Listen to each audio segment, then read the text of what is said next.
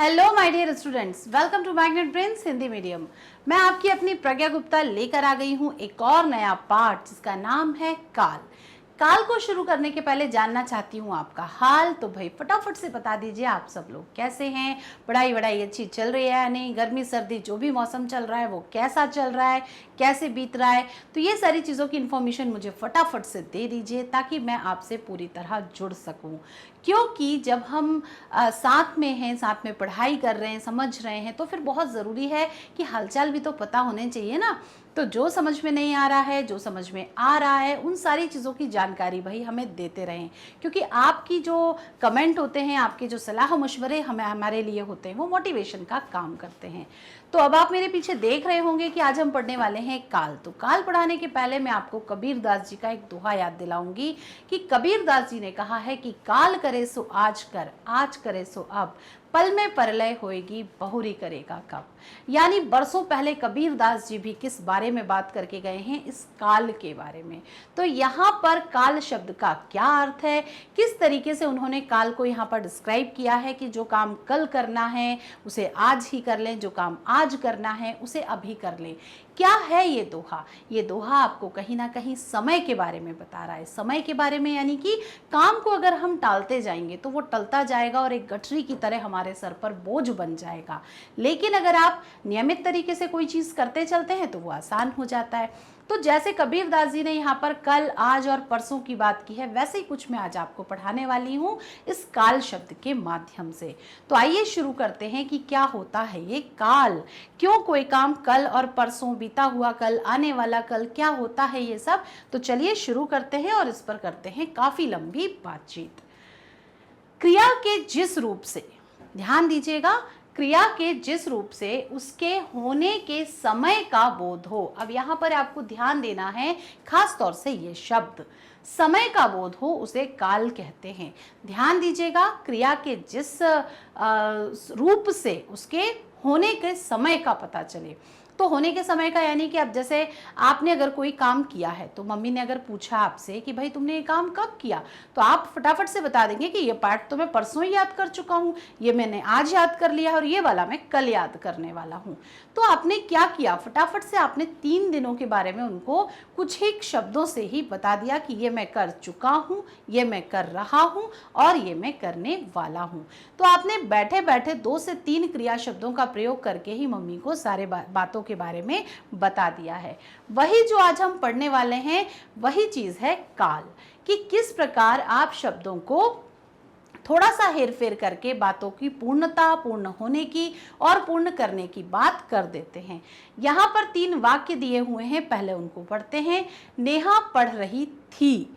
अब यहाँ पर देखिए, इस थी शब्द में यानी वो पढ़ चुकी है, मतलब वो पढ़ चुकी, उसने अपना काम खत्म कर लिया है।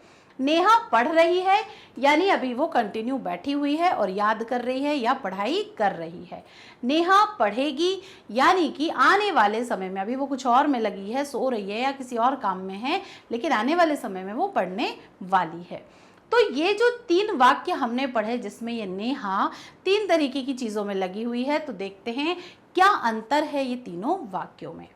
नेहा पढ़ रही थी, बीता हुआ समय है यानी पास्ट के बारे में, आप इंग्लिश में भी टेंस पढ़ते हैं ना, बस वही आज आप हिंदी में पढ़ रहे हैं। फिर नेहा पढ़ रही है, उसके बारे में हम बोलेंगे वर्तमान काल में, यानी कि वो अभी कंटिन्यूअसली पढ़ रही है। नेहा पढ़ेगी तो आने वाला समय यानी कि फ्यूचर टेंस। तो पास्ट टेंस, प्रेजेंट टेंस और फ्यूचर टेंस जो आप पढ़ते हैं, बस वही आप यहाँ आज पढ़ने वाले हैं। बीता हुआ समय यानी कि भूतकाल, जो हो चुका है, खत्म हो चुका है। फिर है नेहा पढ़ रही है, तो ये वर्तमान काल। और आने वाले समय को हम क्या कहते हैं, जो हमें पता ही नहीं आने वाला समय, तो हम उसे कहते हैं भविष्य। तो भविष्य काल यहाँ पर इसको कहा जाता है। तो इस प्रकार जो आज हम पढ़ने वाले हैं वो है काल, जिसके 3 प्रकार हैं, भूतकाल, वर्तमान काल और भविष्य काल। बढ़ते हैं आगे की ओर, समझते हैं इसको कुछ और आसान तरीके से। इस आधार पर काल के 3 भेद होते हैं। टेंस जो आप पढ़ते हैं उसके 3 भेद होते हैं, भूतकाल, वर्तमान काल, भविष्य काल। अब भूतकाल को पहले क्यों रखा गया है, क्योंकि वो हो चुका है तो वो पहले नंबर पे आ गया। अब वर्तमान काल जो चल रहा है और भविष्य काल जो आने वाला है, तो उसको हमने तीसरा क्रम दिया है। समझते हैं इनको बहुत अच्छे से एक एक करके। वैसे तो आप काफी अच्छे से इनसे परिचित भी होंगे, लेकिन इसको और फाइन तरीके से आप पढ़ सकते हैं। भूतकाल, क्रिया के जिस रूप से उसके बीते हुए समय में होने का बोध होता है उसे भूतकाल कहते हैं। यानी पिछले वर्ष आप भूतकाल में कौन सी कक्षा में थे? तो आप कक्षा 6 में थे। अब आपका मित्र कल घर आया था, कल आप बाजार गए थे, कल आपने आगरे का ताजमहल देखा था। आज आप क्या करने वाले हैं? वो वर्तमान काल होगा। लेकिन भूतकाल यानी जो काम आप करके खत्म कर चुके हैं। ये पाठ मैंने याद कर लिया है, वो कहानी तो मैंने कब की लिख ली है, निबंध तो मैंने कल रात को ही लिख लिया था। तो यहाँ पर ऐसे होते हैं जो क्रियाएं पूर्ण हो चुकी हैं और आप उसको कंप्लीट कर चुके हैं। तो यहाँ पर जो पहचान होती है, जिसे आप इंग्लिश में वॉज और वेयर करके पढ़ते हैं, तो वैसे ही हिंदी में भी इसमें ज्यादातर वाक्यों में था, थी, थे जैसे शब्दों का प्रयोग होता है।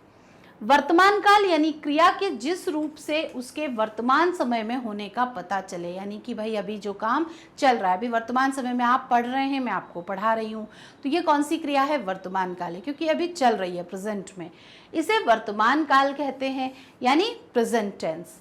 छात्र पढ़ रहे हैं, बंदर नाच रहे हैं, छोटी बहन खेल रही है, मम्मी किचन में खाना बना रही हैं, दादाजी पेपर पढ़ रहे हैं, पापा दफ्तर गए हुए हैं। तो यहाँ पर जो कुछ है वो सब कंटिन्यू है और अभी चल रहा है। तो ये कौन सा टेंस कहलाएगा? प्रेजेंट टेंस जिसे आप कहते हैं, और हिंदी में हम उसे क्या कहेंगे? वर्तमान काल। अगर आप किसी एक भाषा को के व्याकरण को बहुत अच्छे से कवर कर लेते हैं तो आप हिंदी, संस्कृत और इंग्लिश, 3 ऐसे ग्रामर हैं ये जो लगभग कनेक्टेड होते हैं एक दूसरे से। तो कोई भी एक विषय का ग्रामर अगर आप हिंदी का बहुत अच्छे से कंप्लीट कर लेंगे, निश्चित रूप से आपको इंग्लिश में भी मदद मिलेगी और संस्कृत में तो मिलेगी ही। ठीक है, तो यहाँ इस तरीके से आपने इसको कवर कर लिया। आता है भविष्य काल। भविष्यत काल भी उसे कहा जाता है, तो शब्द चाहे भविष्य बोले या भविष्यत बोले एक सा है। क्रिया के जिस रूप से उसके आने वाले समय में होने का पता चले, यानी वो काम अभी हुआ नहीं है लेकिन भविष्य में होने की संभावना है, फ्यूचर में होने की संभावना है। भविष्य क्या होता है? जो हमें पता नहीं है।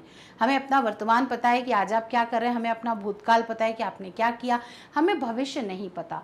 तो कौन सा काम उस समय होगा और नहीं होगा, कितना पूर्ण होगा, कितना नहीं होगा, हमें कुछ नहीं पता है। तो वो कौन सा काल है? क्रिया के जिस रूप से उसके आने वाले समय में होने का पता चले, वो होता है भविष्यत काल। जैसे आयुष अपना जन्मदिन धूमधाम से मनाएगा। तो यहाँ पर मैं आपको बताना भूल गई, यहाँ पर ता, ती, ते जैसे शब्दों का प्रयोग होता है।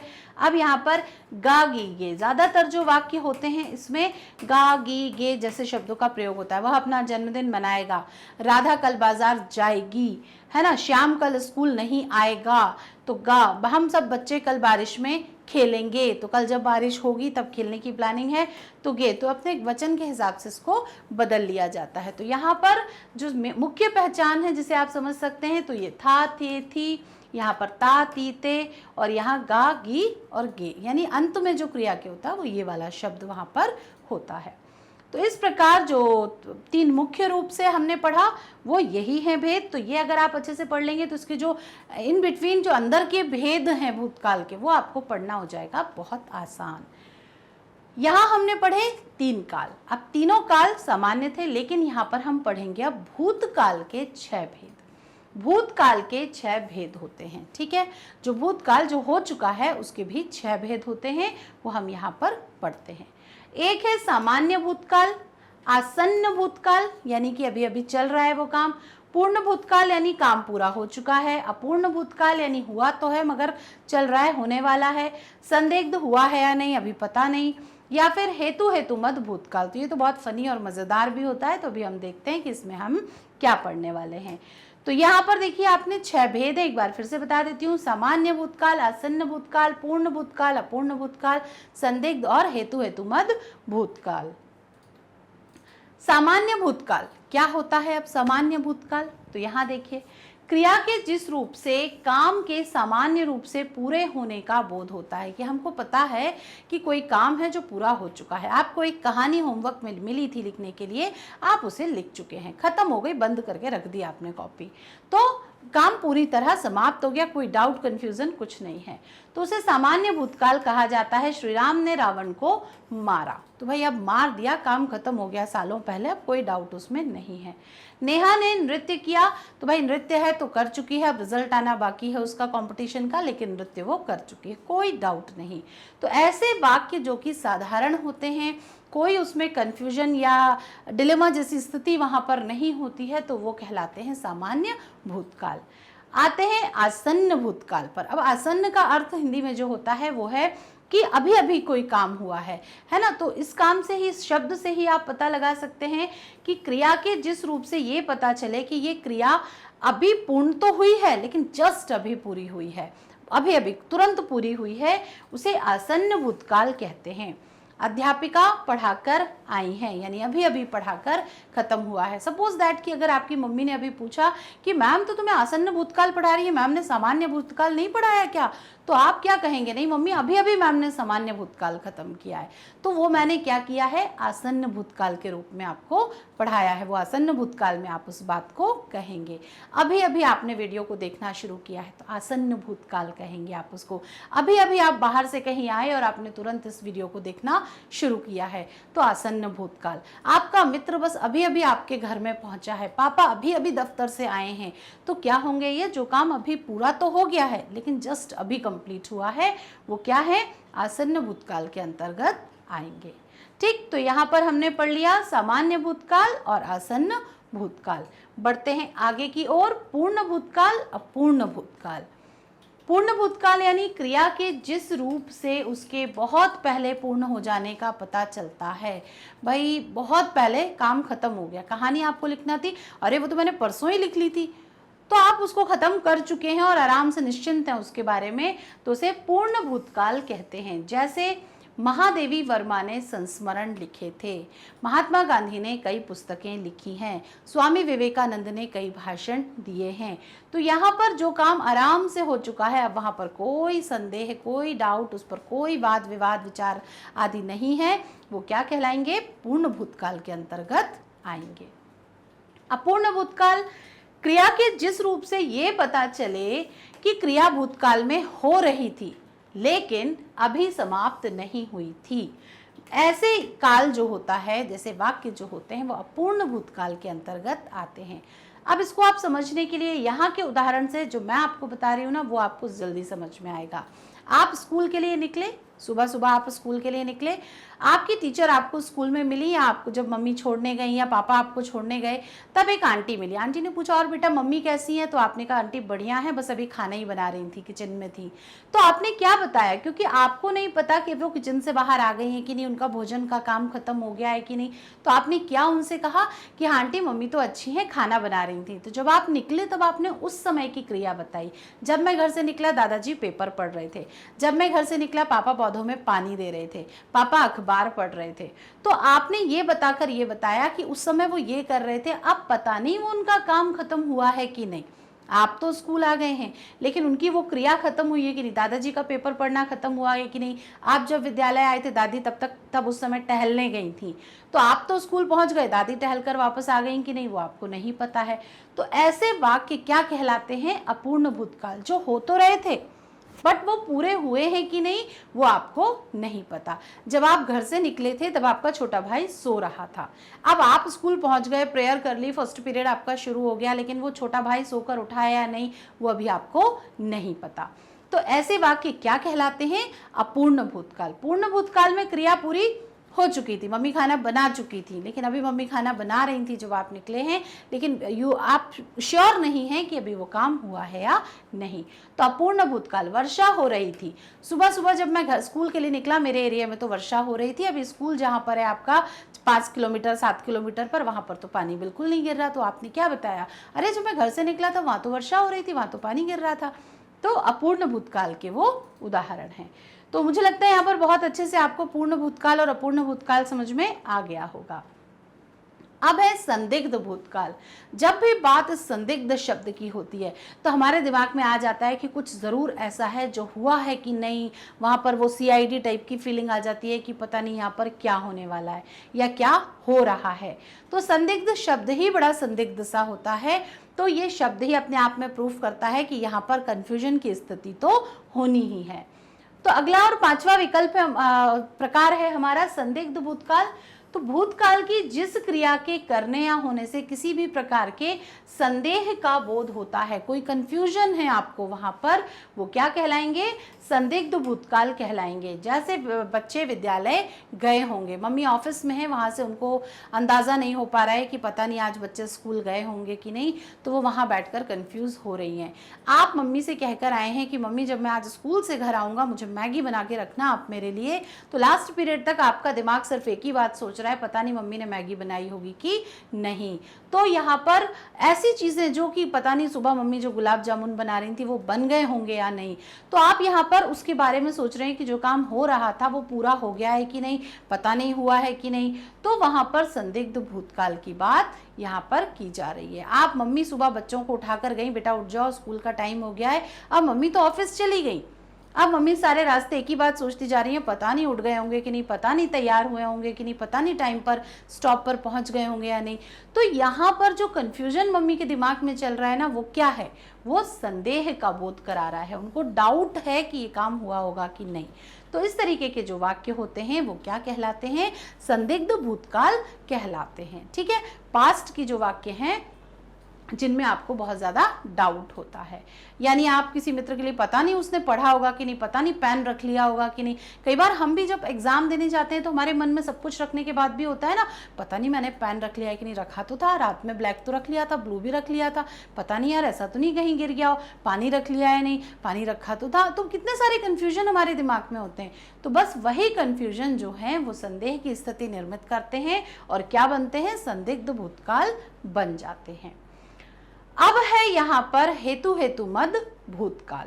ये होता है बच्चों का फेवरेट। क्यों बच्चों का फेवरेट है?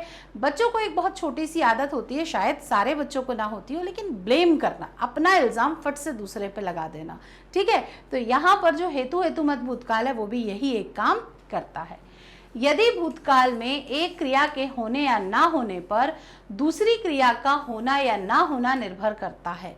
यदि तुम आए होते तो ये काम पूरा हो जाता, यानी काम इसलिए अधूरा है क्योंकि तुम नहीं आए। यदि वर्षा हुई होती तो फसल अच्छी होती, यदि तुमने अच्छी पढ़ाई की होती तो अंक अच्छे आते।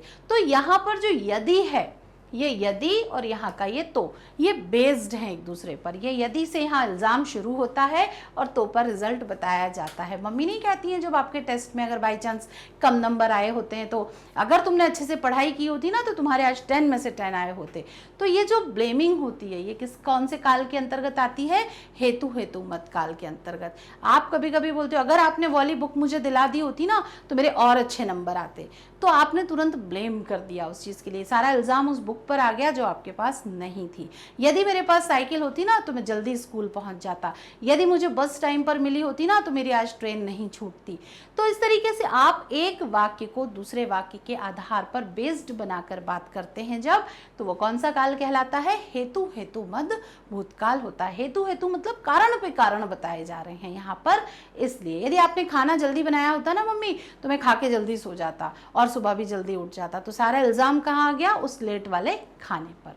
तो इस तरीके के काल जो वाक्य होते हैं वो सारे के सारे क्या कहलाते हैं? हेतु हेतु मद भूतकाल कहलाते हैं। तो यहाँ तक मुझे लगता है बहुत अच्छे से क्लियर हो गया होगा। आगे बढ़ते हैं। अक्सर इसमें इस तरीके के वाक्य भी होते हैं कि यदि वर्षा हुई होती तो मेरी फसल अच्छी होती, यदि तुमने मेहनत की होती तो तुम्हारा परीक्षा परिणाम अच्छा होता। तो इस तरीके के वाक्य यहाँ पर आते हैं। अब है वर्तमान काल, ये हमने पढ़ लिया भूतकाल। अब वर्तमान काल के भी कितने भेद होते हैं? देखो भूतकाल के 6 भेद हमने पढ़े, अब वर्तमान काल के 3 भेद हम यहाँ पर देखेंगे। कौन कौन से हैं? सामान्य वर्तमान काल, जैसे भूतकाल सामान्य था वैसे यहाँ पर सामान्य वर्तमान काल है, सबसे सिंपल होता है। अपूर्ण वर्तमान काल, कोई काम अभी चल रहा है लेकिन अभी पूरा नहीं हुआ है। संदिग्ध वर्तमान काल, उसका भी डाउट है कि अभी हुआ है या नहीं। तो देखते हैं कैसे इनको समझ सकते हैं।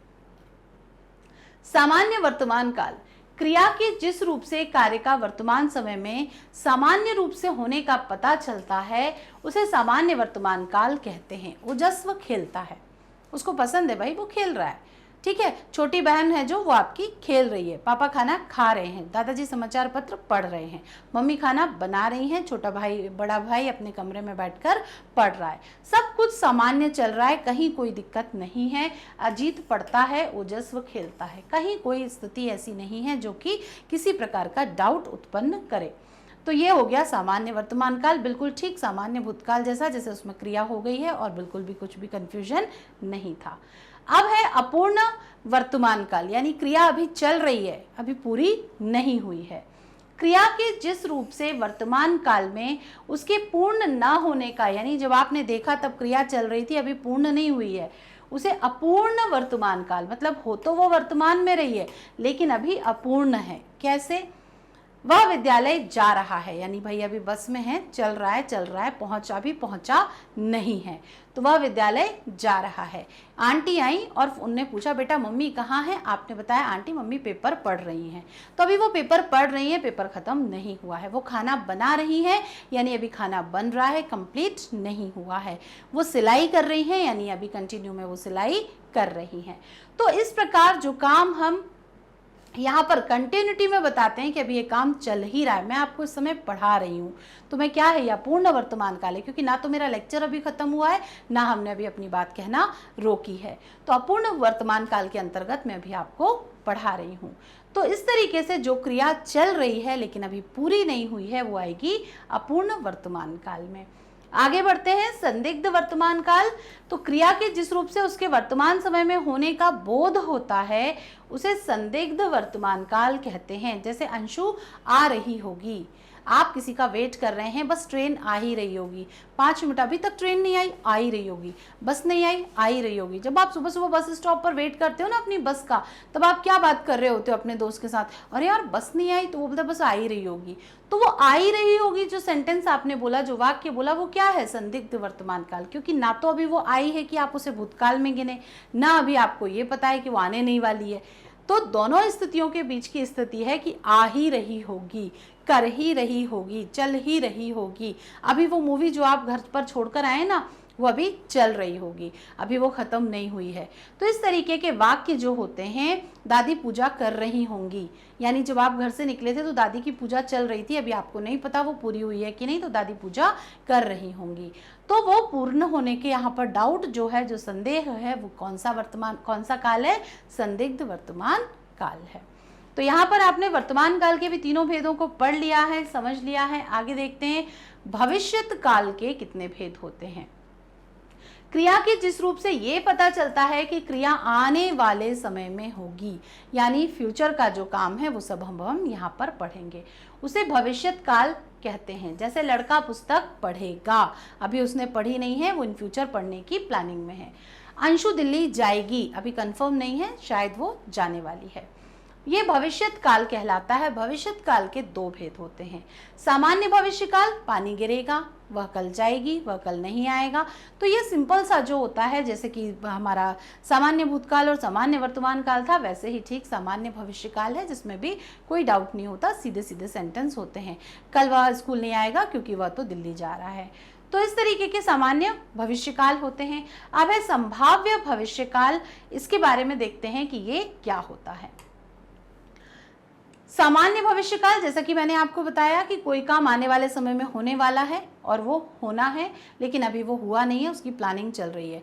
कल हम एक नई शॉप पर जाने वाले हैं, कल हम मैगी खाने वाले हैं, कल हम ये निबंध लिखने वाले हैं, कल हम एक नृत्य करने वाले हैं, कल हम स्कूल नहीं जाने वाले हैं, कल हम बाजार जाने वाले हैं। तो सब कुछ अनिश्चित है, लेकिन भविष्य में होगा। तो ये कौन सा काल है? भविष्यत काल। अब है संभाव्य भविष्यकाल, जिसमें आप अंदाजा लगाते हैं। ठीक, अंदाजा कब लगाते हैं? आप परीक्षा के दिनों में लगाते हैं। ये वाला उत्तर एग्जाम में आएगा कि नहीं, ये वाला प्रश्न आएगा कि नहीं, ये वाला निबंध आएगा कि नहीं, ये वाली व्याकरण आएगी कि नहीं, ये वाला चित्र एग्जाम में आएगा कि नहीं। तो जो आपके दिमाग में एग्जाम की एक रात पहले चल रहा होता है, वो सब का सब होता है संभाव्य भविष्य काल में। संभाव्य, होगा कि नहीं, होगा कि नहीं, सोचना जो होता है आपका, वो संभाव्य भविष्य काल होता है। शायद कल वर्षा होगी, अभी आपको कंफर्म नहीं है, बट आपने सोच रखा है कि शायद कल वर्षा हो सकती है। शायद कल मौसी आ सकती हैं, शायद कल दादाजी बाहर जा सकते हैं, शायद कल नानी आ सकती हैं। तो जो भी वाक्य में शायद का प्रयोग है, एक तो साथ साथ तो शायद आपको बता रहा है कि ये संभावना की बात है, ये काम तय नहीं है, नानी का आना कंफर्म नहीं है, लेकिन शायद वो आ सकती है, शायद कल जो छोटा भाई है आपका वो खेलने जा सकता है। तो किसी भी प्रकार से जो संभावना प्रकट की जाती है वो यहाँ पर किसके अंतर्गत आती है, सामान्य भविष्यकाल के अंतर्गत आती है। शायद कल मेरी मित्र मुझे अपने जन्मदिन की पार्टी में बुलाने वाली है, शायद कल मैं उसके जन्मदिन समारोह में जाऊंगी, क्योंकि अभी श्योर नहीं है, उसने आपको बुलाया नहीं है, उसने सिर्फ बोला है कि तू आएगी ना जब मैं बुलाऊंगी, तो सिर्फ अभी बातचीत हुई है, लेकिन उसने श्योर नहीं कहा है कि हाँ भाई कल पार्टी है 6 बजे पहुंचना है। तो ये कौन सा काल है, संभाव्य भविष्यकाल। शायद मैं कल स्कूल नहीं आऊंगी क्योंकि कल तो मैं अमरनाथ जाने वाली हूँ। तो शायद वाली जो कंफ्यूजन है वो सब के सब संभाव्य भविष्यकाल के अंतर्गत आते हैं। तो इस प्रकार आज हमने जो कंप्लीट किया वो है काल, काल के पहले 3 भेद और साथ ही साथ भेद के भी जो 3 अन्य भेद हैं वो भी हमने पढ़े। तो भूतकाल के हमने 6 भेद पढ़े, वर्तमान काल के भी हमने 3 भेद पढ़े और भविष्य काल के हमने 2 भेद पढ़े। तो सबसे पहले जैसे आप जब टेंस का इंग्लिश में चार्ट पढ़ते हैं तो आप 3 टेंस पढ़ते हैं, फिर उनके 4-4 भेद पढ़ते हैं। तो इस तरीके से जिस तरह से आप इंग्लिश में टेंस का चार्ट क्लियर करते हैं, ठीक वैसे ही ये हिंदी का भी है। पहले आप 3 काल पढ़ते हैं, 3 काल के पहले आप सबसे पहले जो आप भूतकाल पढ़ेंगे उसके 6 भेद पढ़ेंगे, फिर वर्तमान काल के आप 3 भेद पढ़ेंगे और फिर भविष्य काल के भी आप 2 भेद पढ़ते हैं।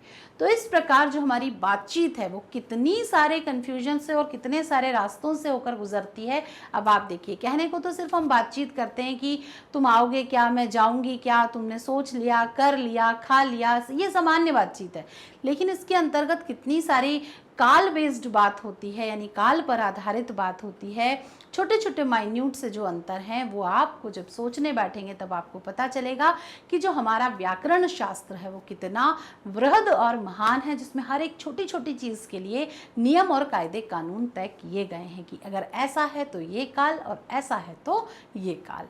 तो इस प्रकार आपको जो व्याकरण शास्त्र है जैसे जैसे आप पढ़ते जाएंगे ना तो आपको बहुत रुचि और मनोरंजक लगने लगेगा। यहाँ पर कुछ भी कठिन नहीं है, सब कुछ बहुत आसान है। और मैग्नेट ब्रेन्स तो वैसे भी इस कोशिश में है कि आपको 100% फ्री एजुकेशन के साथ साथ क्वालिटी बेस्ड एजुकेशन प्रोवाइड करे।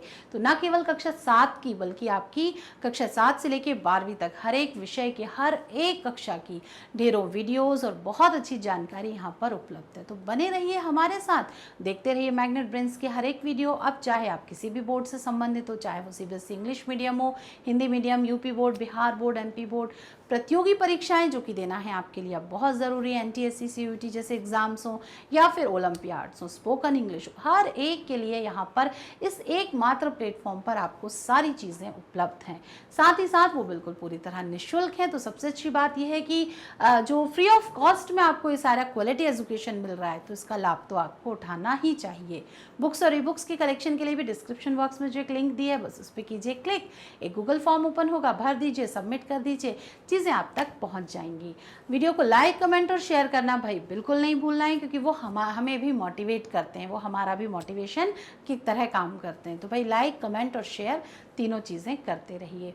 हमारे साथ बने रहने के लिए, नए लोगों को जोड़ने के लिए फेसबुक, इंस्टाग्राम, ट्विटर और टेलीग्राम की मदद ले सकते हैं। हम हर जगह हैं, जो माध्यम आपको कन्वीनियंट लगता है आप उससे हमसे जुड़ सकते हैं। तो पढ़ते रहिए, पढ़ाते रहिए, रिवीजन करते रहिए। अगले वीडियो में एक नए विषय के साथ ही साथ पहले इसके बहुविकल्पीय प्रश्नों के साथ मैं मिलती हूँ आपसे। तब तक के लिए बाय बाय।